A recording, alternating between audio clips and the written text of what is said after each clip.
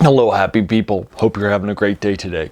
Today we're taking a look at Brenda. It's a short story that was published in 1954 in the magazine Weird Tales by Margaret St. Clair. Now this is more of a horror short story in my collection that I've been reviewing for you. The best of Margaret St. Clair that I've been doing a deep dive into. This is my first proper horror short story, although there have been some that may have the occasional horror element added to them, but this really feels more properly like an actual proper horror short story.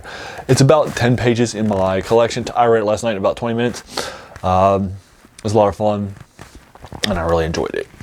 And anyway, the key concept that's happening is that we're set on an island with only a small number of families. Our point of view character is a girl named Brenda, who is somewhat isolated from the rest of the things. She will start to be chased by a minion, and she will prison him in a quarry in the first couple of pages, and then she'll want to go back and visit him, and then things start to happen, and the man becomes the major antagonist of the sort of horror short story called Brenda. Now, we all know how impactful stories from Weird Tales have been, from things like H.P. Lovecraft's Cthulhu Mythos to Robert E. Howard's Conan the Barbarian stuff, to Clark Ashton Smith's mini worlds like Zothique. So we all know, how big and impactful the Weird Tales stuff is. Now, Margaret St. Clair got started in the pulp era in 1945, so this in 54 is 9 years into her career. By now she's published a lot of short stories, and she'll eventually move from the pulp era, sort of commonly writing and getting money from short stories, to novels. Her career will span decades and decades, as she does a lot of good things for a lot of different genres. But anyway, sort of the key thing that's happening in this short story is pretty fun. I do enjoy it. I'm giving it a 7 out of 10 because it has some exciting things to it. It has some interesting things to it. I like the ending to this horror short story too. I think it makes sense for what the build-up has been, so I definitely like it and enjoy it. So that's Margaret St. Clair. Now, we're doing a deep dive into Margaret St. Clair because she's mentioned in Appendix N by Gygax, and that's how I heard of her name.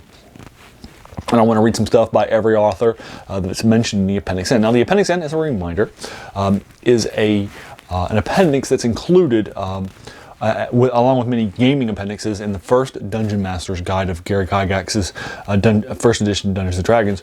First edition Advanced Dungeons & Dragons, rather.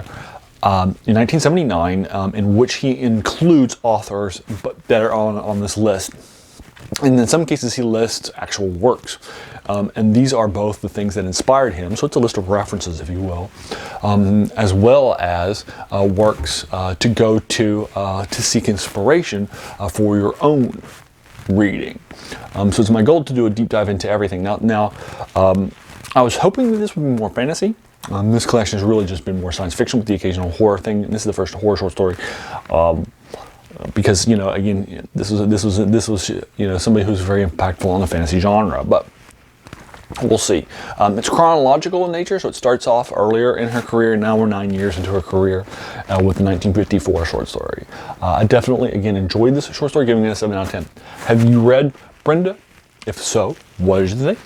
I would be more than happy to engage with it further if you want to talk about some of the spoilers, because I try to keep my reviews spoiler-free, in the comments below. If you like this video, why not hit that subscribe button, because there's going to be a lot more of these to follow. And then finally, I want to thank you so much for taking some time out of your day and investing it in watching my video. We all have so many things that are happening in our lives, and we're pulled in so many different directions. So the fact that you spent this time with me is incredibly humbling, and I appreciate it. So thanks again, and have an amazing day.